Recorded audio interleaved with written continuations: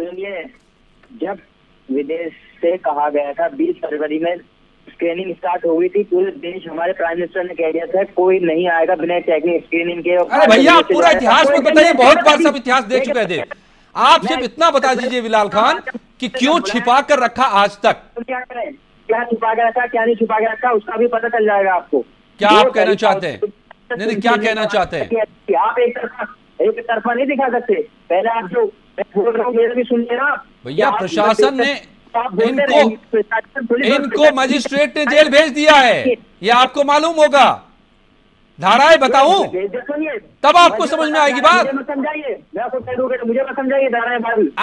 आप ये बताइए कि देश और देशवासियों के खिलाफ ये धोखा नहीं है तो क्या है? एक पढ़ा लिखा इंसान, प्रोफेसर आदमी कैसे ऐसे कर सकता है? मैं जवाब दे लूं पहले, जी बताइए। बोलते रहेंगे। देखिए अजय जी, जो अगर गलत करता है उसको क्रिमिनल केसेस चलने चाहिए, जिसने छुपाया, ये करा वो करा। अभी सवाल ये नहीं उठता, अभी सवाल ये उठ रहा है कि देश में कोरोना कैसे फैला। जब चीन, फिर आप भी चले जाएंगे 10 जगहों पर, आप ये नहीं बताएंगे कोरोना कैसे फैला है, तो पूरे देश को पता है। आधे से ज्यादा कोरोना जमातियों ने फैला दिया और उन जमातियों को छिपाकर अब तक रखा हुआ था एक प्रोफेसर ने।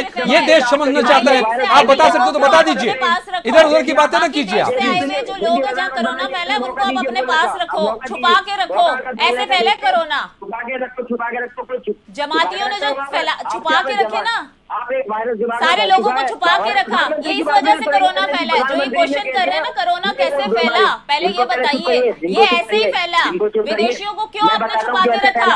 इनको चुप करिए इनको, पहले सुनने का माध्यम रखिए। 1 मिनट मैं बता रहा हूँ कैसे फैला, क्या आपको सारी नॉलेज है, बाकी तो सारे अनपढ़ गवार हैं। सुनिए, मेरा मौका है ना बोलने का, जब आपका मौका है आप बोलना, मुझे बोलने देंगे नहीं अजय जी? इसको बुलाते क्यों जब आप बोलने नहीं देते किसी को? एक बात सुन लीजिए, अब मेरी गलत लगे तो इंटरप्ट करते ना बीच में, आप बोलने नहीं देते कोई भी। अजय जी फिर हमें क्यों बुलाते हैं जब यही बोलते रहे तो?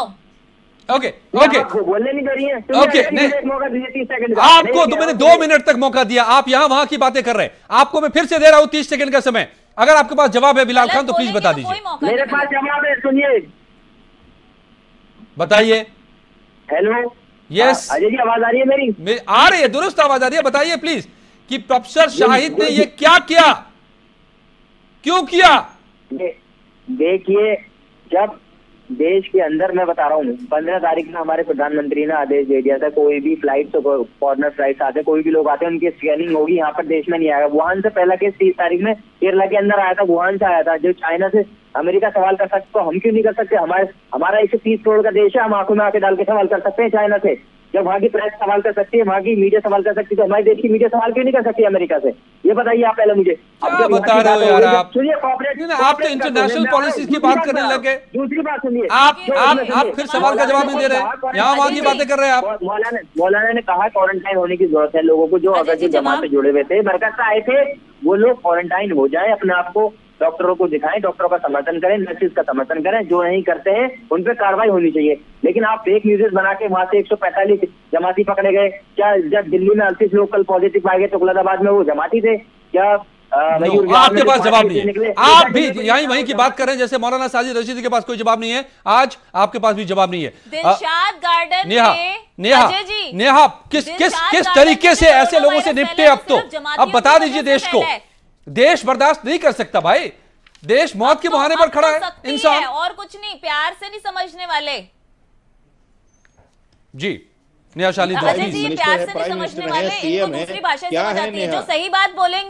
जो सही बात बोलेंगे उनसे कहा जाएगा अपनी पीएचडी दिखाइए, आप स्कॉलर है ना, ये सब बताइए। मतलब इंसानियत की बात करने वाला गलत है, और जो ऐसी लड़ाई झगड़े की और मजहबी चश्मा पहनकर, अरे जमातियों को जमाती नहीं बोले तो क्या बोले बताइए? अगर कोई आरएसएस का बंदा आज होता तो आप लोग ही सबसे ज्यादा बोल रहे होते आरएसएस भगवा भगवा। आज अगर जमाती पकड़ेंगे तो हम जमाती नहीं तो उनको कबाड़ी बोले, क्या बोले बताइए तो सही? जो गलत किए तो इकरार कीजिए कि हमने गलत किया है। सलमान खान अगर बोलते अपील करते हैं उन तक की आप लोग बातें नहीं, उनको भी आप कहोगे ये भी देशद्रोही है, ये भी मिला हुआ है। डॉक्टर वली जो मुस्लिम है और आज वो खड़े होकर कहते हैं कि जमात का सबसे बड़ा हाथ है कोरोना फैलाने में, तो ये लोग उनको भी गालियां देंगे, उनसे डिग्री मांगेंगे, कहेंगे लाइए अब पहले मुझे दिखाइए कि आप डॉक्टर भी हैं या नहीं। तो यहाँ इन लोगों से कुछ नहीं होने वाला। अगर जब तक नहीं बढ़ती जाएगी तब तक कुछ नहीं हो। कोई हिंदू ऐसे करता है तो यहाँ सबसे बड़ा बोलती हूँ कि योगी जी हिंदू को भी जेल कीजिए और इन लोगों को भी जेल कीजिए, कोई रियायत मत दीजिए। हिंदू और मुसलमान के ये मुद्दा ही नहीं है, जो डाल रहे हैं इसमें हिंदू और मुसलमान, वो दरअसल नफरत की बात फैला रहे हैं। मुद्दा है कोरोना से जंग का, कौन जंग में साथ दे रहा है, कौन जंग को खराब कर रहा है। डॉक्टर अहमद खान, सवाल यह है कि अब तो प्रोफेसर जैसे व्यक्ति अगर ऐसा कर रहे हैं तो क्यों नहीं माना जाए कि इन्होंने देश के खिलाफ गुनाह किया है, इस हिंदुस्तानियों के खिलाफ गुनाह किया है, और इस तरह से क्यों नहीं उनके खिलाफ कार्रवाई हो, क्योंकि वो पढ़े लिखे ज़हीन इंसान है और तब भी उन्होंने ऐसा किया। प्रोफेसर साहब बिल्कुल आप सही कह रहे हैं कि जो अपराध करता है या जो अपराधियों को छुपाता है उस पर बराबर की धारा लगनी चाहिए। ये इतने दिन से चल रहा है कोरोना जमाती, आपने छुपा के क्यों रखा? आप कह देते कि साहब हमारे इतने लोग यहाँ पर है इकट्ठा, आप इनकी जांच कर लीजिए और ये विदेशी हैं, इनका वीजा लगवाइए, इनको भेजिए वापस विदेश शहर से। लेकिन ये जो छुपा के रखा गया ये अपराध है, ये इस्लाम के खिलाफ है, ये इंसानियत के खिलाफ है, ये हिंदुस्तान के आइन के खिलाफ है। मैं नहीं मानता इस चीज को कि अगर कोई अपराधी अपराध करके जाए कहीं और अपने घर में दूसरा कोई छुपाए तो उतना ही दोषी वो भी कहलाता है, बेशक अगर पढ़ा लिखा हो या जाहिल हो, इससे कोई लेना देना। बेशक, और मैं इस बात के इस पूरी बातचीत से जो समझ में आ रही है बात कि जिन्होंने भी जो ऐसी हरकतें कर रहे हैं, कानून तो निपट ही रहा है, कानूनी कार्रवाई तो हो ही, कड़ी से कड़ी सजा मिले ही, लेकिन एक बात और समझ लीजिए सभी के सभी लोग आप, कि जो लोग इसको हिंदू मुसलमान का मुद्दा बता रहे हैं, दरअसल ऐसे लोग और प्रोफेसर शाहिद जैसे लोग इस्लाम के खिलाफ खड़े हैं, इस्लाम को बदनाम कर रहे हैं और इंसान के खिलाफ काम कर रहे हैं। इस बात को समझ लीजिए। धन्यवाद आप सबका मेरे साथ जुड़ने के लिए महाबहस में।